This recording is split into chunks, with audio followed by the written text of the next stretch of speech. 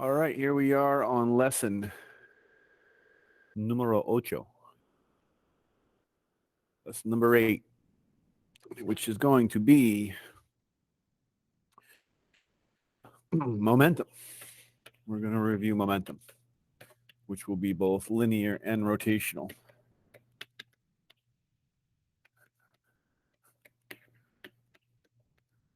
All right, so momentum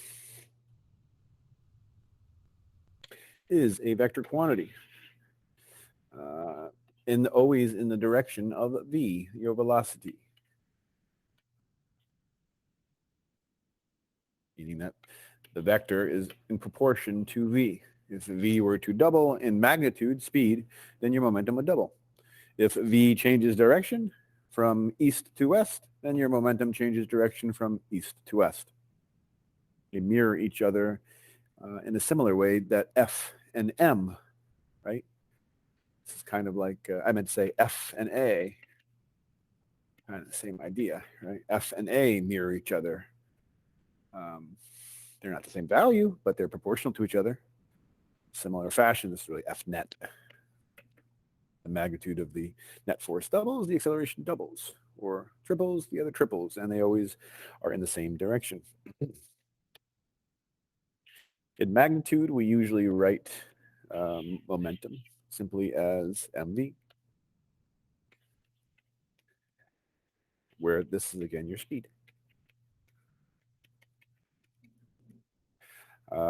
Noticing again, last comment about just the simple formula P equals mv is that it's just a combination of two things, right? It's a combination not just of one, or it's not just one thing or the other, not just your mass or just your speed. It's a combination of both, right? Pointing out that if you have two objects that have different masses and different speeds, they can technically still have the same momentum. The one that's maybe twice as heavy is maybe only moving half as fast, right? Twice as heavy means the mass is 2 times greater, but its velocity is down by 2 times, twice as left, twice the. I'm sorry, the heavier one that's twice as heavy only has half the speed, is what I'm saying. The other object might have twice the speed, but the other one might have a velocity that is 2 times faster than the other one, but its mass is 2 times less. And when computing those two for both, they could technically have the same momentum, right? Not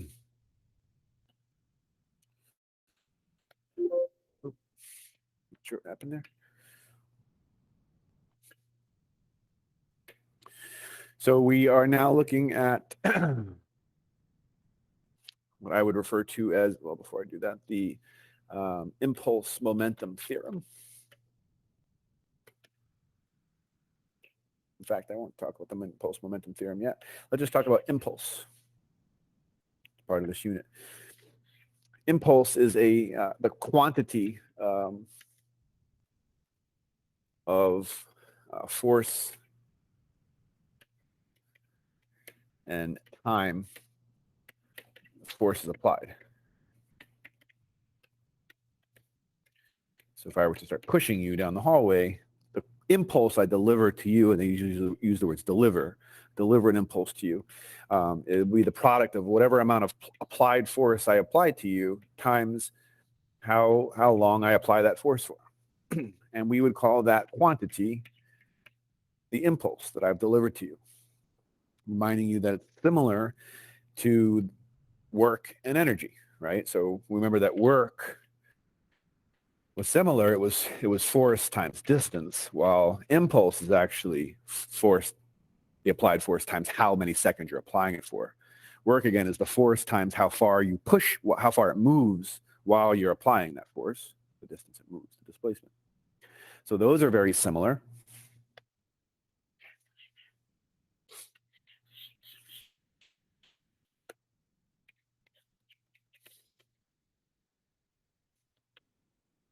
Draw that up just to make sure that's clear, that you see that that's similar. Take away the words. Where we have now impulse. Yeah, sorry.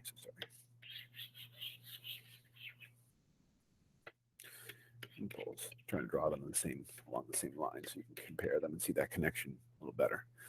Impulse is force times delta t, and then we have the work kinetic energy theorem, which indicates that however much work you do can be plus or minus. Positive work will increase the kinetic energy of the object.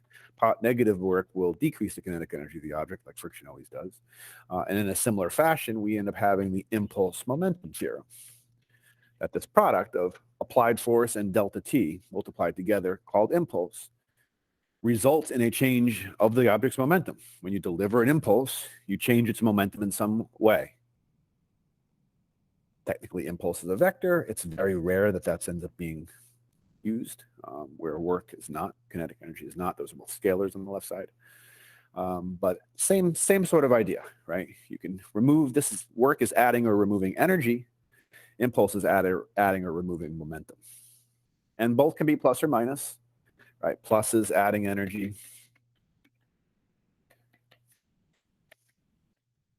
Minus work, we're talking about work here, minus work would be removing energy. And you could say the same sort of idea about impulse, where positive impulse would be adding momentum.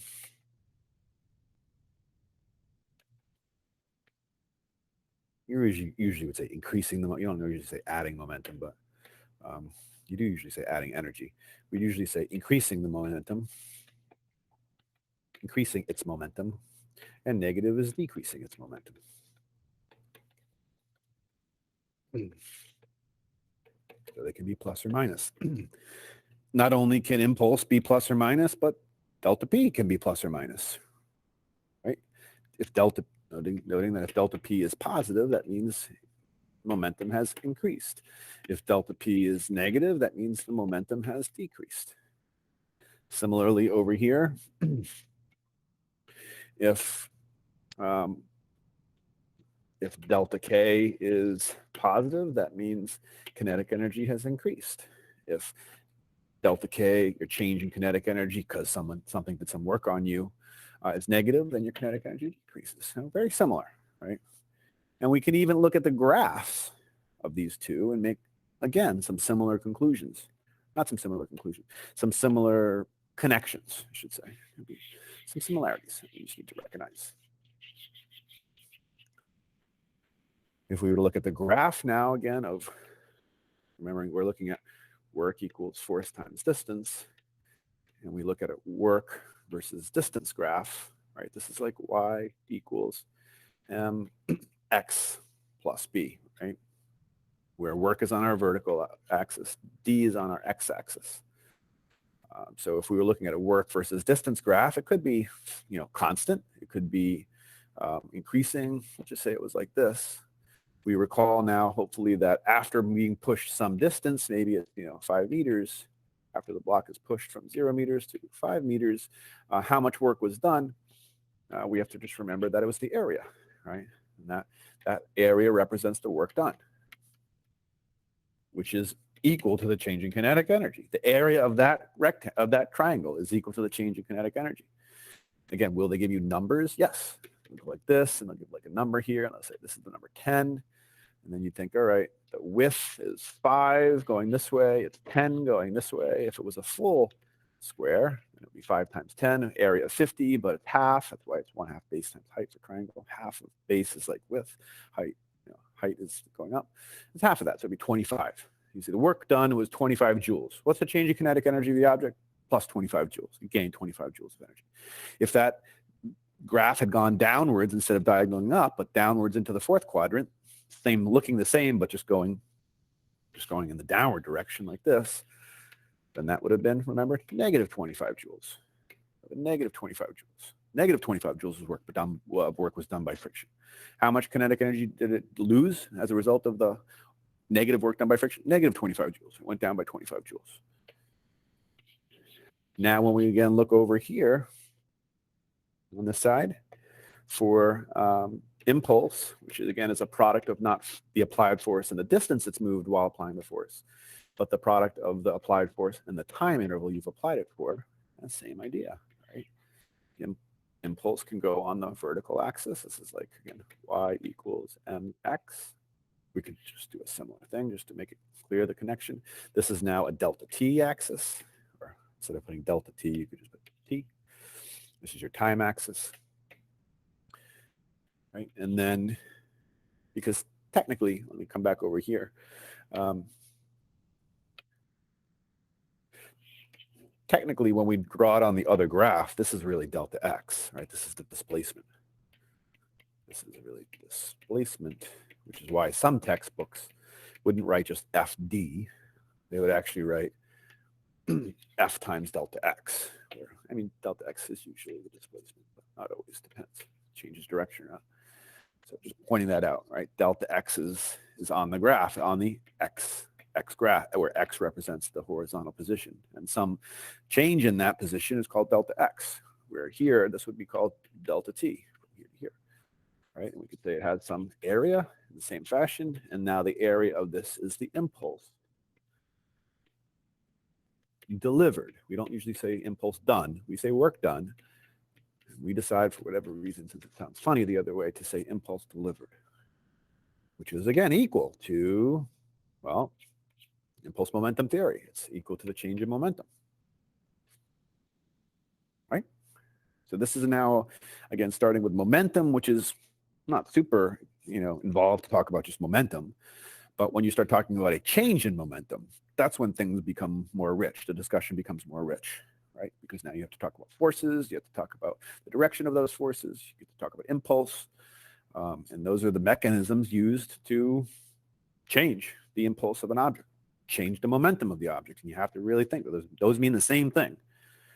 I didn't mean to change, when I said change the impulse, I meant those are the things you have to talk about in order when you're referencing delivering an impulse to an object, which is the same as changing the momentum of the object.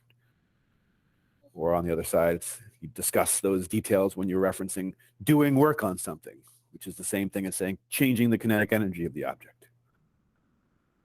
Right? Okay. Beyond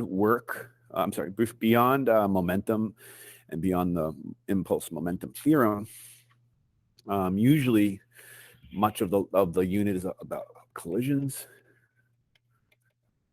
And you probably will see a lot of multiple choice questions that are collisions questions. So you need to know that elastic versus inelastic. Elastic just means they stick together. I didn't mean to say that, the opposite. Inelastic means they stick together. Goes over here. Elastic means they kind of bounce off of each other in some way.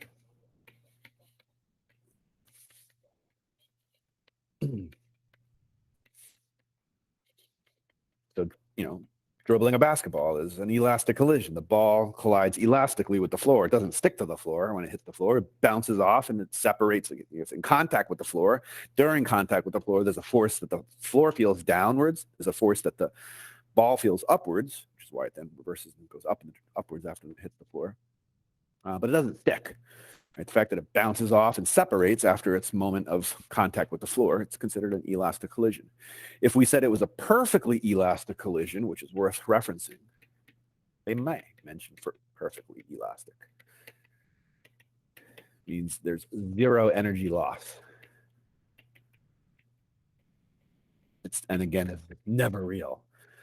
There's some examples of air, like an ideal gas, which is the air we breathe is very close to an ideal gas, where when these atoms bounce, an air molecule bounces into another air molecule, literally there's an exchange of, apply forces to each other.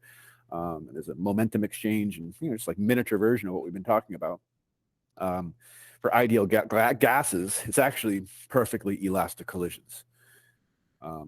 So that means that even though these gas atoms are bouncing off of each other, the result of bouncing off of each other doesn't actually cause the gas itself to lose energy at all. Again, rare examples where you can say it's actually a perfectly elastic collision. Another one would have been, the billiard ball. If you do hit one billiard ball straight into another billiard ball, since they have the same mass, then the one that's coming in just totally stops. This one would just stop. And this one now moves off with the same speed that this one had. If this one came in with a speed v, this one goes out with a speed v. And it's literally very close. The kinetic energy of the ball coming in is almost exactly the same as the kinetic energy of the ball going out. You'd say stops. And you'd say it's very close to a perfectly elastic collision. Again, rare examples. Or a basketball that's, again, been dropped from this height. And if it truly returned all the way back to this original height, that means there was no loss of potential energy. It returned to the same height. So evidence that there was no energy loss is the fact that it returned to its same height. If it did lose some energy to air, to the vibration created when it hit the floor, it would not return to the same height. That would be a loss of mechanical energy. And therefore, when that mechanical energy is returned all the way to potential energy, it won't be as high as it was before. That's why most balls, of course, if released here, will only come back up to maybe here or something lower. That loss of mechanical energy to friction and air resistance and heat is all being visually seen as the fact that it doesn't return to its initial height. But if a ball did do this, and some golf balls come very close, then this would be another example of a very close to perfectly elastic collision with the floor. Truly returned it back to its initial height. Those are just some examples. Inelastic collisions means they stick together. In an inelastic collision, there's always loss of kinetic energy.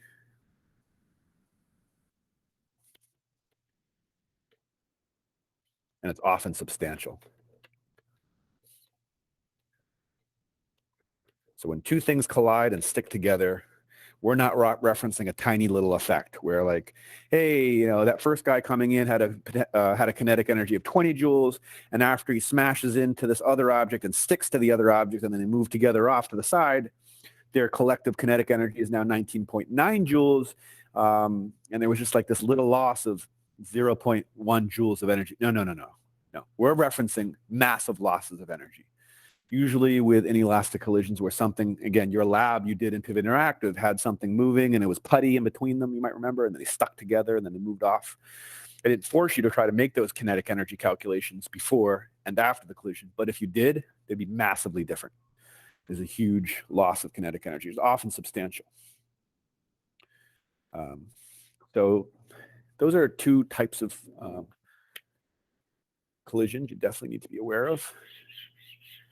Once we start talking about, because I'm now going to reference the conservation of momentum, because then you have to return to the collisions. Let's say conservation of energy, right? Energy, I didn't mean to say that. Conservation of momentum just means that the total momentum before and after, total momentum before, we usually write I, which means before, if we're referring to collisions, and usually we are, not always, but, is equal to the total momentum after the collision. So again, I write a sum symbol there because we're talking about a collision. It has to involve two things, right? And so you have to technically add up the momentums of both as a vector, though. It's important that you remember it's not just a scalar. You can't just say m times v and the other one's m times v and it's always positive. That's not true. So remember, since momentum is a vector, this is a negative momentum if it's moving, a ball or a block moving to the left, while a block sliding rightward, since momentum is a vector, it's positive because, again, it's in the direction of v, right? If v is to the left, it's negative, then momentum is negative. If v is to the right, that means moving to the right, then the momentum is positive. Right? And so when we write this, this is vectors. You have to remember that the conservation of momentum only works as a model when you apply the vector nature of momentum. Big part, important idea. So how is that usually written? If we were talking about, this one comes in and this one's moving along like this. And then I guess this would be like the before picture. We could use this one that stopped. It's a very common one. Be aware of the idea that something's moving along and smashes into something and just sitting there is a very common AP problem. It could be that they stick together. I mean, we can talk about that one first if we want. They're moving to the right now together. This is M1 and M2, I guess I could label them. M2, and this is M1. Right? Like the putty one that you had done. How would you model that again? You would say that the momentum of the original one, this guy right here, which is, I won't even bother writing all that. I'm just going to dive right into it. You would say the momentum of object 1 times the velocity of object 1 with a vector symbol over it. Remember that that can be plus or minus, right? It has to be, and I wouldn't write the other guys because before the collision, he's not moving, right? This means we have to add up both of their momentums as vectors, like adding two force vectors together to find the net force. We're adding two momentum vectors together to find what's the system's momentum prior. Right? And since the other guys are sitting there, we wouldn't add another term for on the left side of the formula for him. But this should now be equal to m1 plus m2 times whatever final speed, or I should say velocity, they might have. This is a key thing to know this. This comes up on free response questions all the time for the inelastic collision, all the time. Sometimes they're on the floor doing this like I've drawn. Sometimes it's sitting up on a table. And the target, this is what I'm referring to as the target block, the one that's actually getting hit, is sitting on the edge of the table. And they just show the table. And there's this another guy coming along and he smashes into him and they stick together. And oh, there they go. They fall off of the table. There's the trajectory. And now you've got projectile motion embedded into a momentum and collision problem.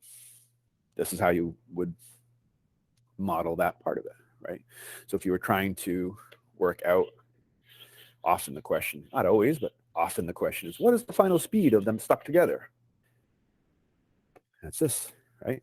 V final will be equal to m1 v1. What is it? Whatever is initial. This is his initial, object 1's initial velocity divided by m1 plus m2. Just remember, if the problem shows him moving to the right, then you would have to enter a positive in for v. Or if it shows he's moving to the left, you would have to enter a negative there, right? What this indicates is that when they stick together, the final velocity direction will always be in the same direction as the initial guy's moving. It would be weird to see something move along, slam into something that was sitting there, them stick together, and after they stick together, they're actually going in the other direction. That would be very bizarre if you saw that. You immediately know something's not right. Whenever something's moving along and bangs into something and they stick together, both of them will continue moving in the forward direction, right? That's why these mirror each other. If one's plus, that means he was originally heading to the right. Then when they're stuck together, they'll also be moving to the right. Or if the guy was originally moving to the left and hit a target, then after they stick together, they'll both be moving to the left, always be in the same direction. All right, so there's that. You also have to know that when it's a scenario where one might let's just say he's also stopped, not moving, whatever. I shouldn't say stop. He was originally moving. No, he's just not moving. So I think it's just right. V initial equals 0. So let's say that this is again the before, and this is the after the collision. Before he's moving in like this and runs into him, and then let's just say after this guy is actually moving to the left, this guy, and this other guy is now moving to the right. Sometimes that happens. One of your problems were like that. I looked over your mock exam and saw that there was a problem where they gave you darts, and the darts were shot into a toy truck. And they discussed these scenarios where in one case, the dart sticks to the truck. In the other case, the dart bounces off the truck. Which one would deliver more momentum to the truck? That was a great question, I thought. Whoever thought of that was a good one. We can come back to that in a second. Because then you have to fold in the impulse idea back into it.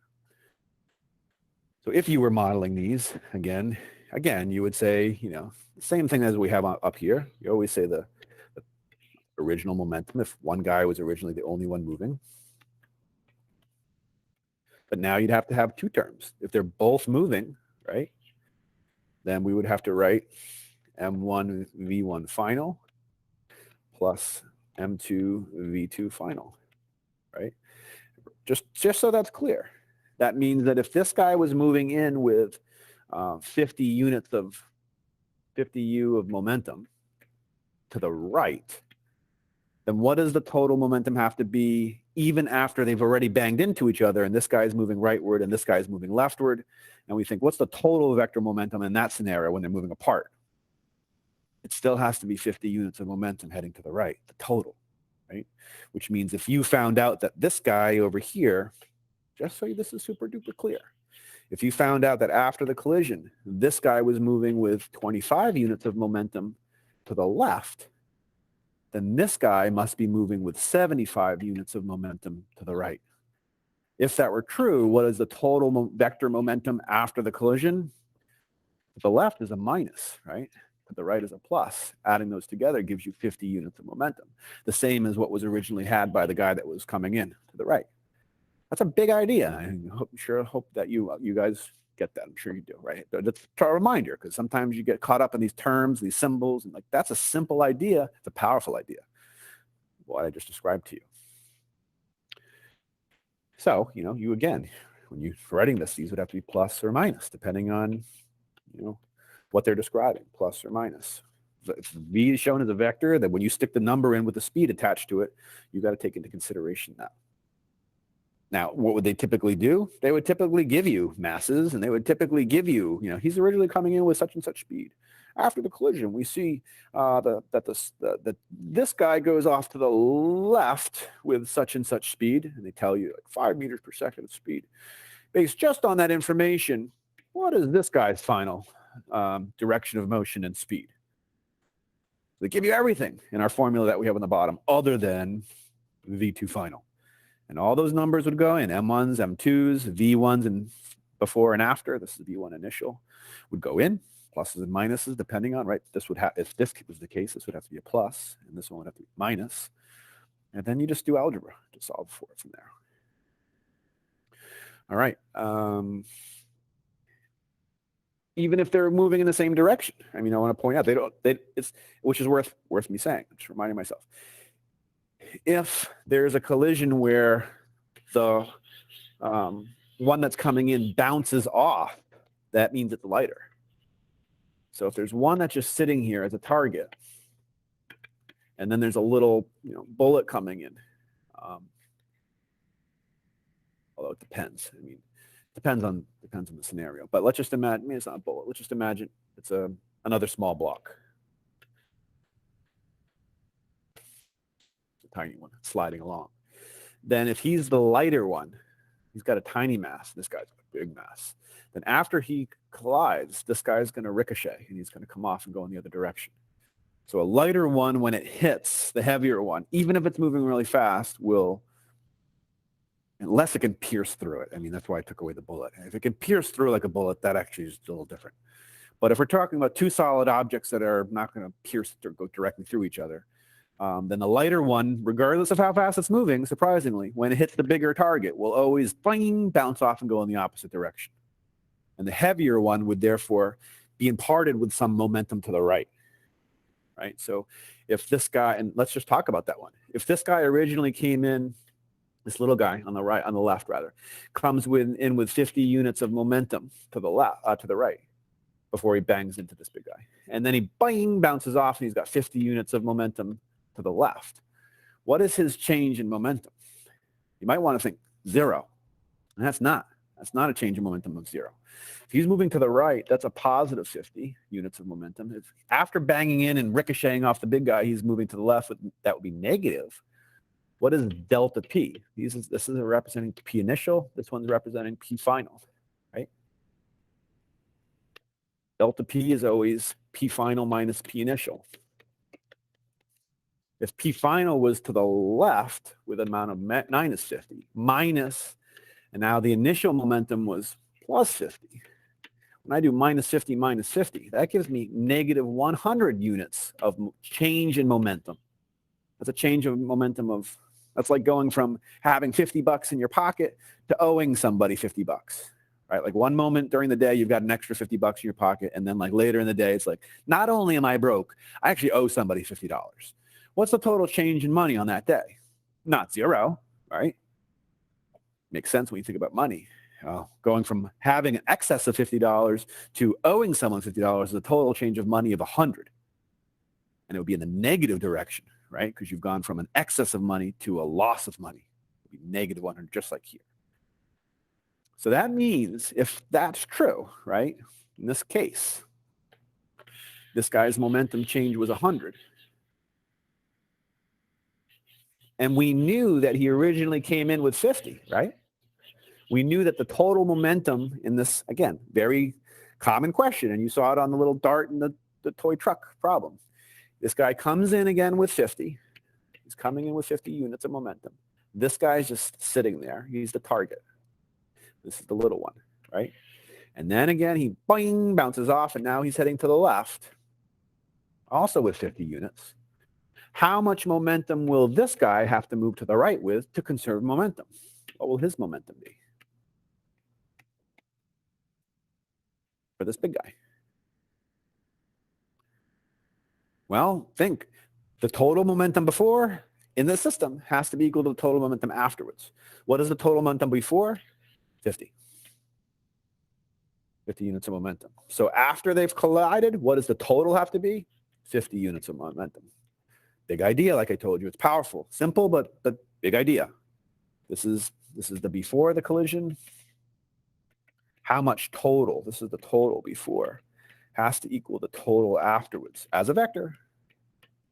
If we know that the afterwards, one guy is actually moving to the left with 100. I didn't mean to say that, sorry. His change in momentum was 100. If we know that after he ricochets off of him, he's moving to the left with 50, then how much does the other guy have to have so that the total comes out as plus 50? This would be minus 50. So minus 50 has to be, you have to add what to minus 50 to get an answer of 50? This guy would actually have to have a momentum of 100 units to the right. What would the total then be? His 100, this is the big guy drifting to the right now. Again, the little light guy, bling, bounced off and went to the left. His 100 units of momentum all the way to the right, minus the 50 because he's going to the left, the guy that ricocheted off. What is the total? 50. It has to be. It's the same 50 that he originally had, right? Also, what is the change in momentum of the big guy? Well, he started with nothing. If he's moving to the right with 100 units of momentum, then his change in momentum would be plus 100 units for the big guy. What was the little guy's change in momentum? We already did that. It was negative 100 units of momentum. Notice that they'll always be numerically the same. If the little guys, again, change in momentum is negative 100 units, then the big guys has to be plus 100 units of momentum. This yields a larger change in momentum than had they collided inelastically and stuck together. If they collide inelastically and stuck together, you find that the amount of momentum that the big guy has, and he's got this little thing stuck to him and they're moving to the right, would be far less than 100 units of momentum heading to the right. It might only be like 30 units of momentum or 20 units of momentum. If, again, this guy comes in and you have glue or putty or whatever, he sticks and then they move rightward. Because in inelastic collisions, a massive amount of kinetic energy is lost from the system. And that means that whatever's left moving afterwards will be moving quite slowly. Not to mention he's got extra mass now. Now you've got one thing moving with more mass to the right. And so you'd find that, again, that might only be 30 units of momentum to the right. So how do you yield the greatest exchange of momentum? By something ricocheting, bing, bouncing off. If we folded in the topic of impulse to this discussion, which lastly we can do, remember that the impulse during the collision, this is a during the thing, during collision, is equal to the force, the collision force. Remember, they both feel the same amount of force regardless of their weights and masses. Small one and big one will feel the same amount of force, magnitude of the collision force, times delta T of the collision, however long they're in contact. This is the time of contact.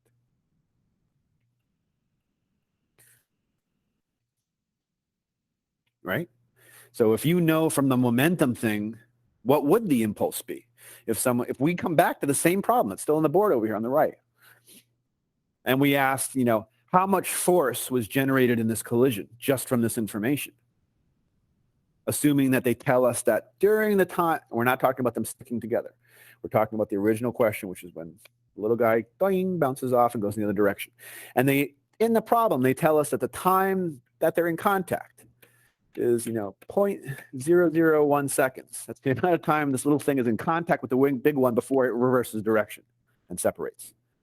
If they gave you that and the other information we have on this board, and they said, what is the force generated in this collision? Technically, you could do it. Because remember, impulse is not only equal to force times time, the time of the collision. Impulse is also equal to the change in momentum of one of them. Because they both have the same change in momentum, right? We just indicated that, just different signs.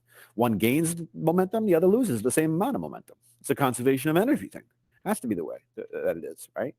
So since impulse is not only equal to change in momentum, it's like saying, since work is not only equal to change in kinetic energy, but it's also equal to F times D, here we're doing the same thing. Since impulse is not only equal to delta P, change in momentum, did I say change in momentum before? I meant to say, since work is equal to change in kinetic energy is what I meant to say, but also equal to F times D. And here, impulse is equal to change in momentum, also equal to F times delta T. That means we can just erase I and put delta P here, right?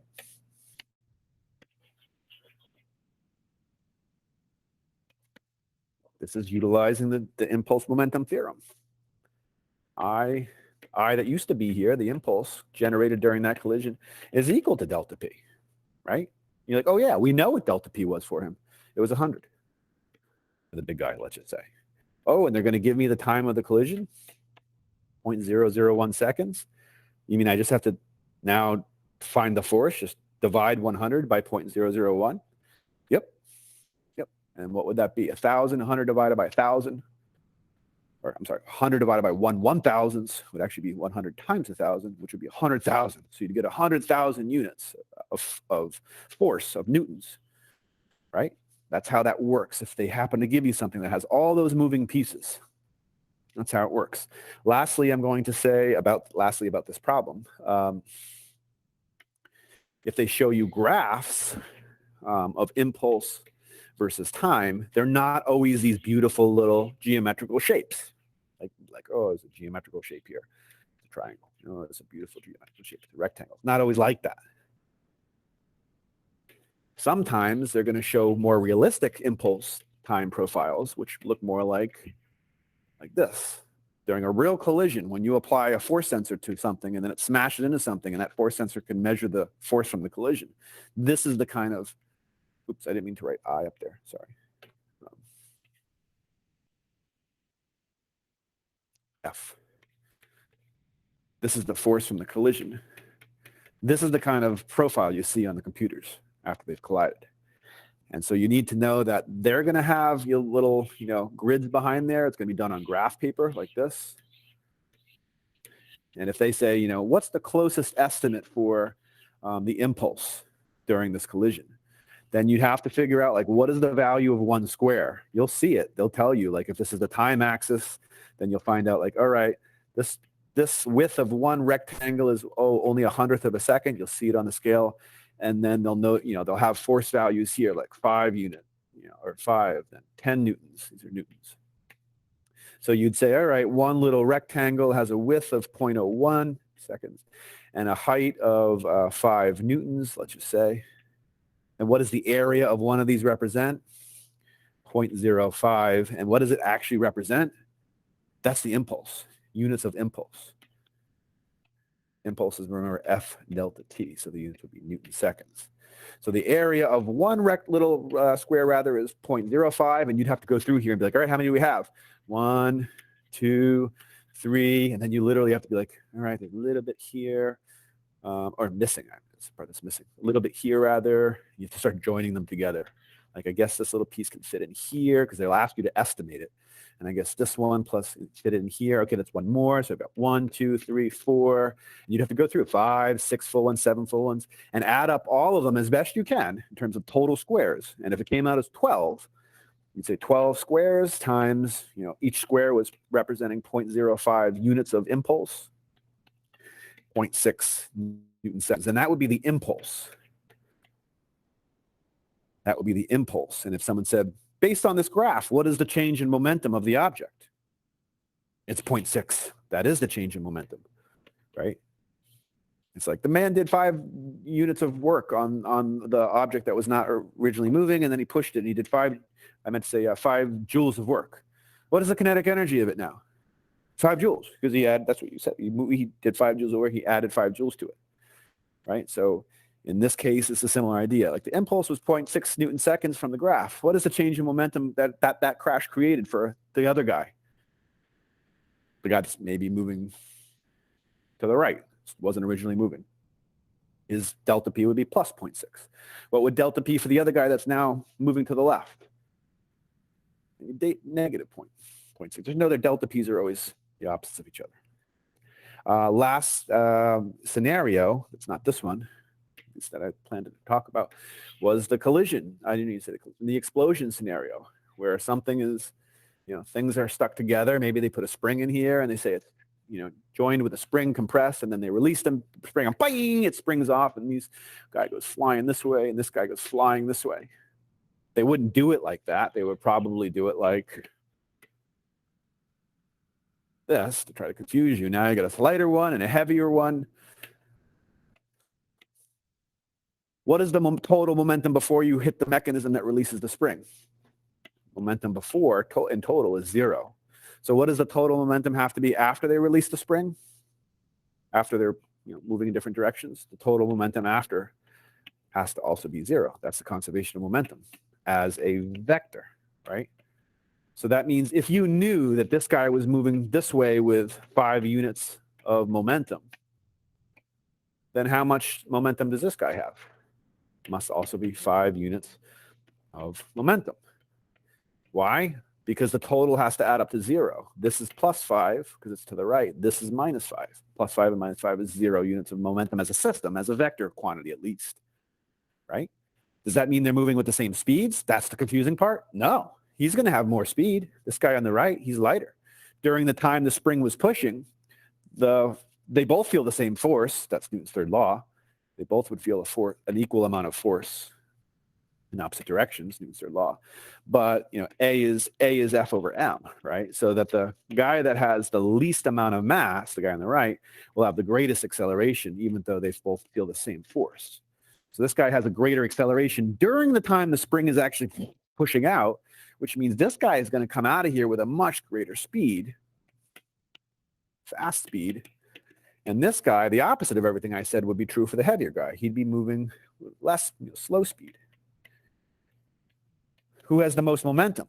They're the same momentum. That's the confusing part, right? Because again, momentum is m times v. As I said, the very first thing I said in the beginning of this lesson was that you can have 2 objects that have different masses that technically have the same amount of momentum. The heavier one has to be moving slower, and the lighter one has to be moving faster in just the right way, in just the right proportions. And it turns out that the proportions are just so for this conservation law to be correct and to be something we actually observe. So for the heavier one, he has a small amount of mass, but he has a high velocity. And then this is for the small guy, that's flying to the right. Yet for the big, heavier guy, he has a large amount of mass, and he has a low velocity. And those, like, if we put numbers in, if we said for the big guy compared to the little guy, not divided by, just comparing the two, big guy, maybe his mass was 5 and his speed was 2, then the other guy's mass will be 2 and his velocity will be 5. Right? One has a bigger mass but less speed. The other one has bigger speed but less mass. But when you multiply them both, in both scenarios, 2 times 5 equals 10, or 5 times 2 equals 10, and you'd say they both have the same momentum. All right. Do I have much else to say about linear momentum? Probably not. Maybe one other thing that I just thought of. You're going to want to know a quick formula that's useful. So because this comes up, usually it's one multiple choice question, but hey, every one you can get is increase your score. If this one comes in, like I said, and there's another little guy here, and he's target, and then it's an inelastic collision. And then, so he's moving along. He's not moving. And then after the collision, they're both stuck together, sliding to the right. Both of them are moving to the right. Then they may very well ask you, what is the ratio of K final divided by K initial? Because we already know that there's some amount of kinetic energy that's lost. Sometimes it's substantial. A lot of times it's substantial. What is the ratio of the final kinetic energy of them both moving together divided by the initial kinetic energy of the guy that was just coming into the accident, the collision. And you should know that that's a mass of the guy that was originally moving. I'll just put, I guess I'll just write originally moving divided by both of their masses. You need to know it's the one that was originally moving. Whatever mass the guy is that's coming into this, that's the one that goes on top. And then you would divide by the total. So if he was, this guy coming in was, I don't know, 2 kilograms, and the other guy was, just say, this guy was 3 kilograms. If we applied this, we would say, okay, mass of the guy that was originally moving is 2 divided by 2 plus 3. That's 2/5. How do we interpret that result? We'd say, all right, the final kinetic energy divided by the initial kinetic energy is actually only 2/5, which means if I multiply both sides by K initial, those would cross out, right? And I'd end up with a statement that says the final kinetic energy is only 2/5 of whatever the initial kinetic energy of the guy was, and that's 40%, right? In my example, that means your final kinetic energy of them both moving like this is only 40% of what the original guys had. Therefore, how much energy was lost? 60%, right? You'd have to just do the difference. If it was 2/5, you'd say, all right, that's like 4/10. So how much was lost? 6/10. 60% of the energy was lost. As what? As heat, as vibrational energy, or as sound waves, or as, frictional effects in between them, or the heat that's created when things start to vibrate, because after they hit, boom, there's some vibration that creates some heat. All right, I'm going to end with that. I will, at least this topic. I will now go over to angular momentum.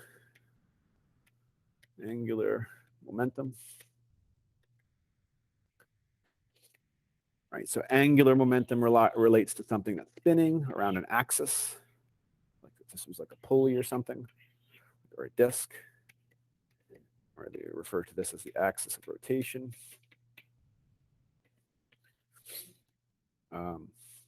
Just remember that there's different shapes.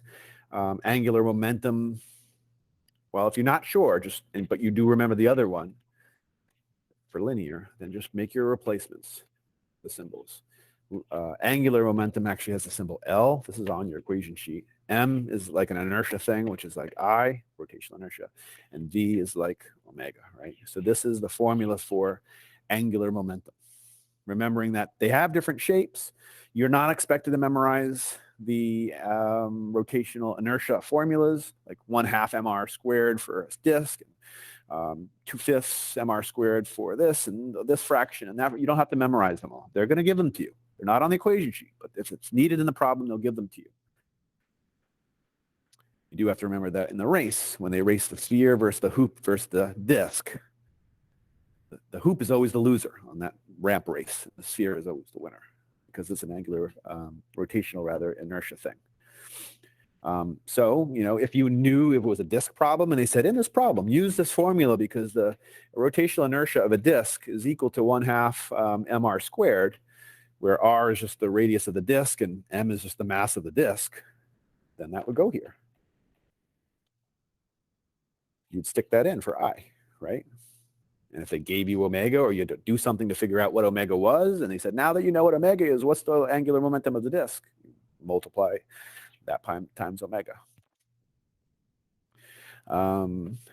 Another comment here would be, how do you actually change the angular momentum of something? That's like us talking before, we just were. What is the theory for delta P? Right? That's an impulse momentum theorem, right? Well, you can say the same exact thing for rotational momentum.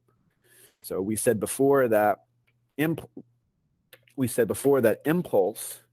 was an F times a delta T. That's what we were just talking about for the linear case. This is the impulse momentum theorem for linear. For rotational, L is equal to the replacement for F is torque, and delta T is still the same. And that would be I didn't mean to say that. I need to put I there. I mean an L there. I need to put I there. Where is my? There it is. Still, this is not. Again, I know that can be confusing. This is not rotational inertia. This is impulse. Impulse would be delta L. This is rotational momentum. So how do you change the rotational momentum of the pulley? You got to make it rotate faster. How do you do that? You have to apply a net torque. This really should say net. You have to come over to the pulley.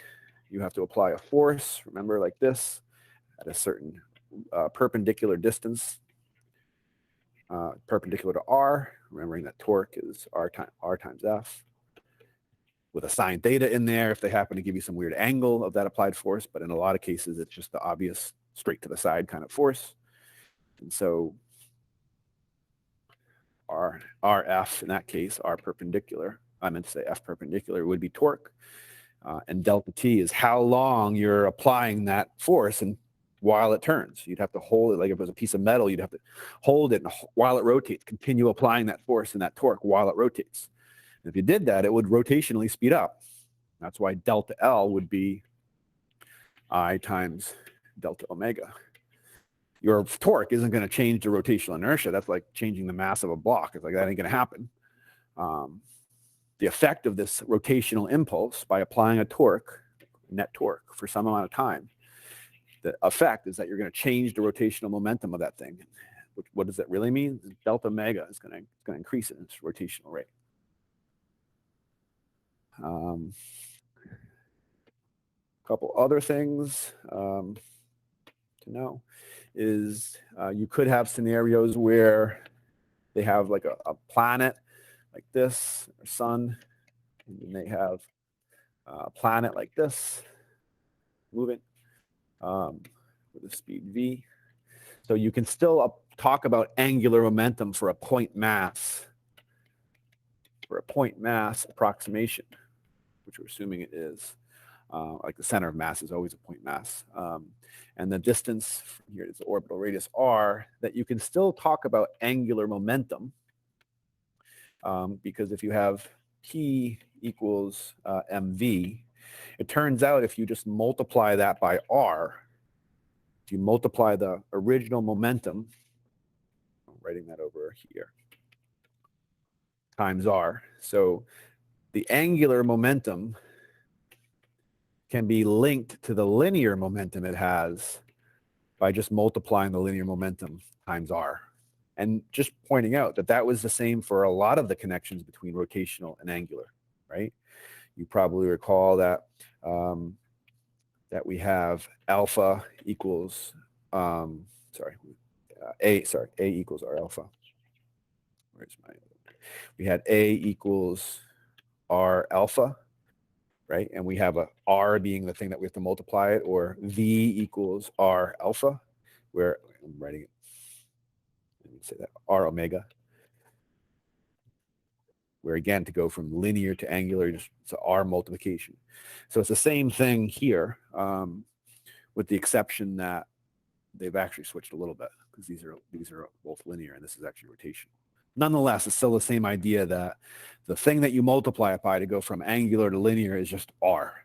So if you knew what this thing's momentum was, if you knew what his momentum, his physical momentum is now also a vector pointing in this direction. And if you knew this planet's momentum as mv, and if you literally just multiply it by how far away it is from the center of its orbit, as soon as you multiply it by r, you've now converted a linear momentum into an angular momentum, L.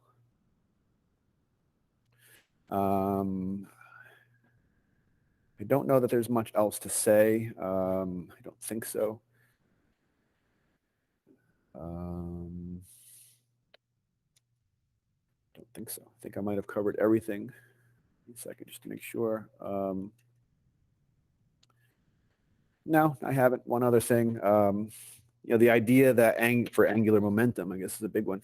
When you have something, again, that's rotating, sometimes they have the merry-go-round, and again, axis like this. This thing is spinning, and they start by showing a person standing here, and then later they say the person has walked out to the edge, and now it's still spinning like this, but now the person is standing out here. You have to know that in which case would it be, what would the effect be of this guy or girl moving out to the edge? Well, technically, right, remember, omega is the same everywhere on this whole disk. The disk rotates in the same radians per second wherever you're standing. If there was two people on here, they'll both go around the whole, if this was a Ferris or whatever, a merry-go-round, they'll both go around one full time in the same amount of, one full trip all the way around in the same amount of time, which means omega is the same for everybody. But who has the greatest speed? He's moving the fastest because he has a whole big loop to get around. This guy only has a small loop to go around. So that means if he's actually, it's really just one person and they walk out to the edge, what has to happen to their speed? Their linear speed. If again, we start with the same idea, but now the person starts walking physically out. Well, actually his speed will have to increase because he's moving out to areas where the circle that he's going around is getting wider and wider, but he has to complete that circle in the same amount of time, regardless of where he's standing. So his speed needs to increase, right? Which means if his speed increases, if his linear speed goes up, then the speed of the Ferris wheel for anywhere, or I won't say V, I'll say omega, has to go down. That's a Newton's law, third law thing. While he walks out, the frictional force under his shoes has to accelerate him so that he can get up to the speed that he needs to have to be on the outside of this merry-go-round. And while that's happening, he's putting a backwards force in the opposite direction, which would be this way on the disc that's actually rotating this way. And that would be like a negative torque. And that would actually cause it to rotationally slow down. And that's why that's the effect of moving, like the skater again, when they're spinning at the end of their race. I keep saying race, it's the second time I said that. When they're spinning at the end of their performance, they move out their arms, all of a sudden, they would be moving much more slowly. In fact, although it probably would be hard to do, yeah, it's too hard to do. I have this, I wanted to show you this. I have the disc for it. Actually, only one person to actually demonstrate that. Not enough time for all of it. So in this sort of problem, you need to know that the angular momentum here and the angular momentum after he moves to the edge are the same, because the conservation of angular momentum still holds. It's not the conservation just for linear momentum. It's the conservation law for any kind of momentum. Li has to equal Lf. And since L is equal to I times omega,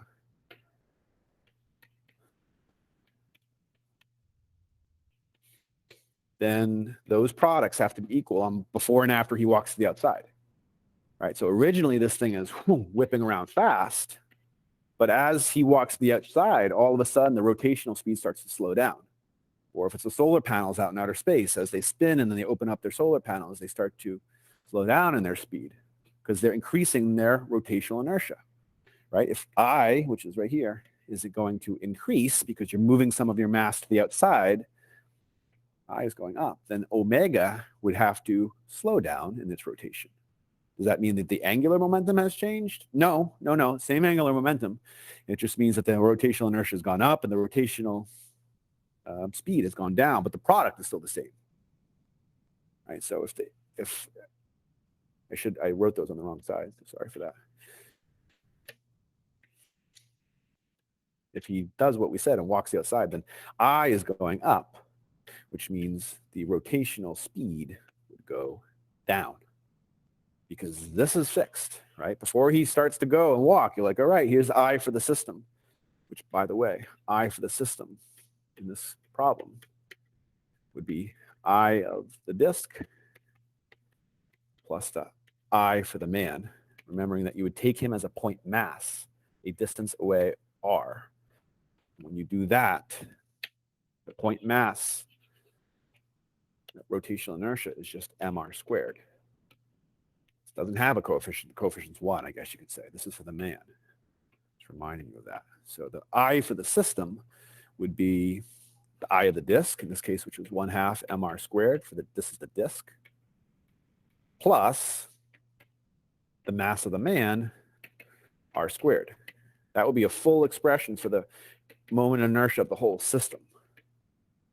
As he walks out, this term is going to increase because his r is getting bigger for him, which means the overall rotational inertia of the system is going to increase.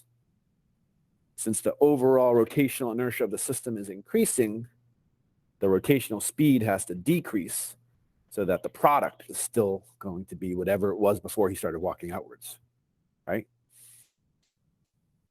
Kind of like I did before with momentum, where one was 2 and the other was 5, and the other was 5 and the other one's 2. Right? Same idea.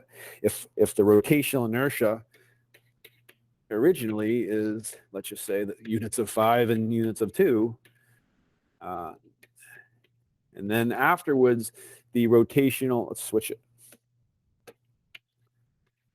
2 and 5, let's say. And after he walks out to the edge, the rotational inertia is no longer 2, but now it's the number 5. What would omega have to be so that 10 equals 10? That's what we mean by Li equals Lf. Well, I guess the number 2 would have to go here, right? And when you compare that back to the old rotational speed of 5, you say, oh yeah, I guess it slows down. But does the product change? No. The product doesn't change, right? That's just movement of things inside of a system creates internal forces, but internal forces cannot change the momentum. Internal forces, again, cannot change the momentum of the system. It has to interact with something outside the system. And this system is defined as the Ferris wheel plus demand.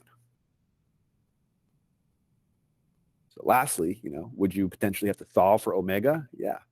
In a lot of their problems, they give you information about omega initial. They give you information about I, like I've done here on the top left. You have to solve for omega final.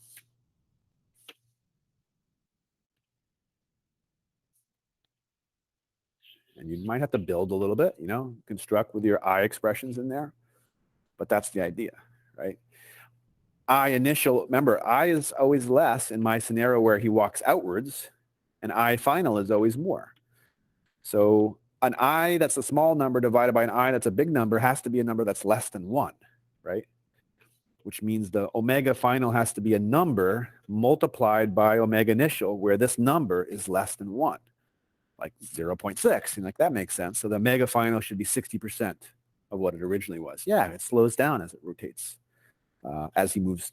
Slows down in its rotation as he moves to the outside. Of course, if the opposite happened and they started with the man on the outside and then he walks towards the inside, what would happen to the rotational speed? Now we're thinking about a skater that's like this, and now mass is coming in. Rotational speed increases. You model it all of the same. It's just playing it backwards. And now as the mass comes in, the rotational inertia actually goes down because now you're bringing mass closer to the center. And if the rotational inertia is going down, the rotational speed, omega, is going to go up. Will that change the momentum of the spinning thing? No. Same momentum. It's a conservation of momentum thing. But the speeds will change, right? Always fastest, rotating fastest when things are close to the center. And then the rotational speed will decrease as things move to the outside. And that occurs through forces that they feel while they move, creates torques. For the thing that's moving to the outside, he's receiving a positive torque, which speeds him up. But that immediately puts a torque on the actual disk in the opposite direction, which actually a torque in the direction that slows its rotational speed down, or vice versa if he was moving towards the center. All right, that ends it. That ends the, I'm not sure why my screen just went blue, but that ends the lesson. All right, so I've done energy, I've done momentum, and I might very well be done at this point. All that's remaining is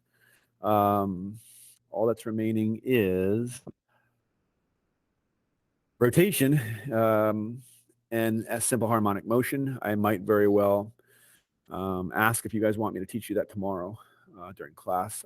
Many of you might say it was pretty fresh. I'd rather use the time to continue practicing or going through some of the problems, and I'd say that's fine. So there's a chance that this potentially is the last one I recorded. All right, guys. Well done. Well done. That was a long haul, and I know that. Not just for you, but for me too. But it's well worth it. no problem doing it. And I'm proud of you for sticking it out and finishing out the videos. I'm certain that all the examples, I gave you a lot of examples. My opinion, it's far more detailed than you're going to see in a Princeton review book. It's far more detailed than you're going to see on any of the AP college videos that they posted over break. I gave you everything that was in here. All those common examples. We know you're not going to get all of them right. We know you're not going to memorize everything. You want to just do the best that you can, right? You always want to just do the best that you can. Remembering that whatever you get, if you tried your best, then you should be proud of yourself, because that's all I ever ask of anybody I work with. As long as it's your best, then I'll always smile. It doesn't matter what it actually is. As long as you look at me and say, I did my best. That doesn't mean that you were perfect all year long, but throughout the year, for the most part, you really put in a solid effort. Then you can't be disappointed about whatever happens, right? Be confident, be calm, go into the exam knowing that all of your work will pay off. And surely whatever grade you would have gotten had I not done any of these videos, more than likely would have been less in score than what it will be now that you've watched these videos. I can almost promise that. So I know it was time well spent, not just for me, but for you. Good job again. That ends our journey. But you will learn, if you have not already, that when one journey ends, what happens? That's right. A new journey begins.